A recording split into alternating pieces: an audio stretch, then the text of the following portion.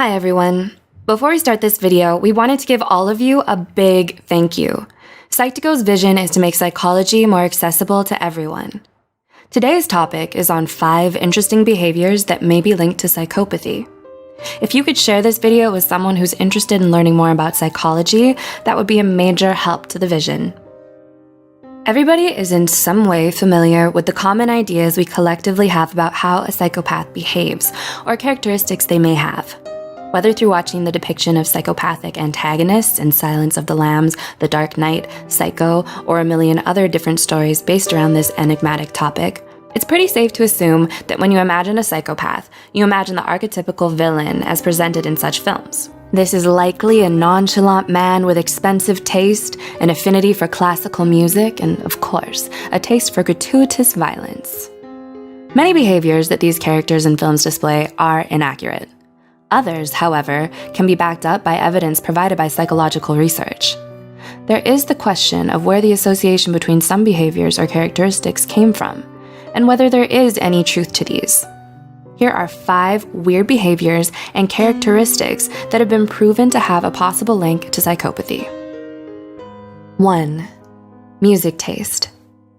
An example of a characteristic very commonly associated with psychopathy in films is taste in music. If you were to watch any archetypical psychopath film, it's almost a certainty that the person in question will have an odd obsession with classical music. Where this idea comes from is unknown, but there is, however, evidence that your taste in music could reveal how psychopathic you are. A psychology study was done on this topic by researchers at New York University, including Dr. Pascal Wallisch. Within the study of 200 people who listened to 260 songs, those who scored the highest in levels of psychopathy tended to highly rate hip-hop artists such as Backstreet and Eminem. These results suggested that psychopaths are no more likely than anyone else to be obsessed with Mozart or Bach, but are in fact more likely to have a preference for Eminem. This characteristic alone obviously cannot solely be used to determine someone's degree of psychopathy. They might just like rap music. 2. Sleep chronotype. The majority of people can easily identify which sleep chronotype they fall into.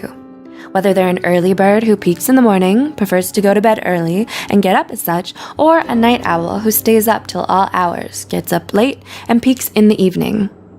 This could act as an indicator of psychopathy or other antisocial personality disorders, as evidenced by a study done by Dr. Peter Jonassen. He assesses whether 250 people were morning or evening people, and then measured their tendencies towards dark triad personality traits, which consist of narcissism, Machiavellianism, and psychopathy, to determine whether there was a link or not. Jonassen found that those who were awake late at night showed greater antisocial tendencies than those who went to bed earlier. Further, he suggested there was an evolutionary basis for the preference to stay up late at night, and its linked to antisocial behavior. For example, they have predatory advantages as others have diminished cognitive function or are sleeping. He also linked this to the fact that most crimes and sexual activity peak at night, suggesting such a link.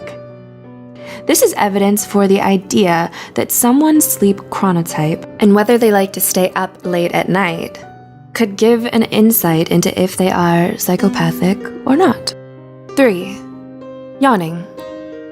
Among the many mysteries in life is the almost contagious nature of yawning. Psychological research has suggested that it's linked to empathy.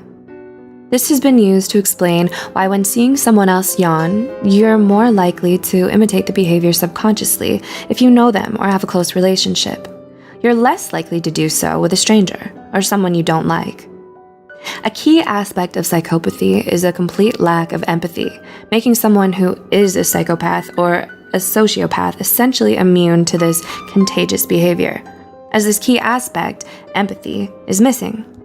Researchers at Baylor University conducted a study about this with 135 participants who took the Psychopathic Personality Inventory Revised, or PPPI-R, and then a contagious yawn experiment. The cold-heartedness part of the psychopathy scale was found to have a strong correlation to whether or not the person yawned. The more cold-hearted and less empathetic a subject was, the less likely they were to yawn. Try doing a mini experiment where you go to work or school, for example. Try and observe whether there's a difference in this behavior between people who are very kind and compassionate and those who are more indifferent and nonchalant.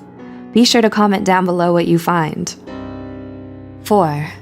Posting selfies. Using social media and posting content such as selfies online these days is common and something everyone does. But we all know someone who is constantly filling your feed with countless photos of themselves. This has been suggested to be a possible indicator of how psychopathic they are.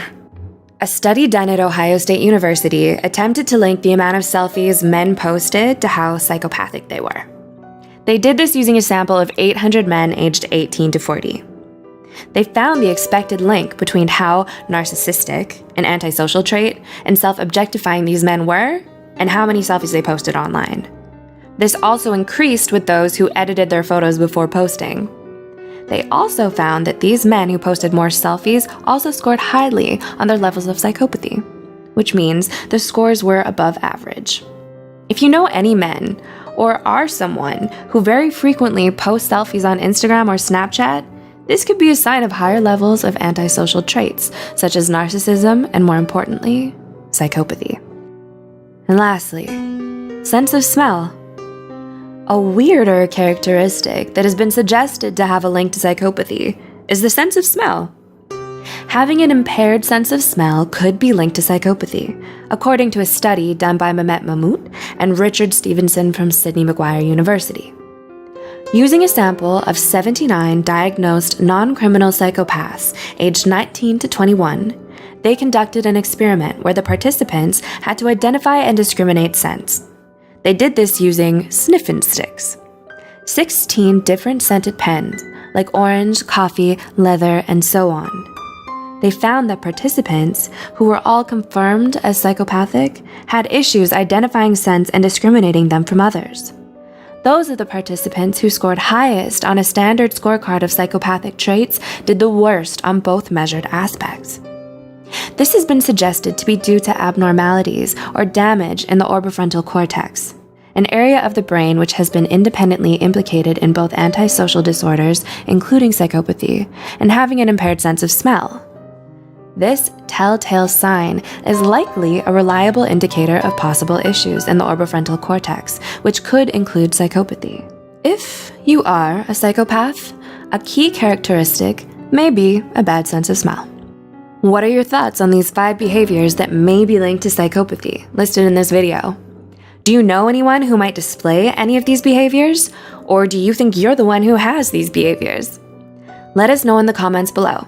And don't forget to subscribe to Psych2Go for more psychology content.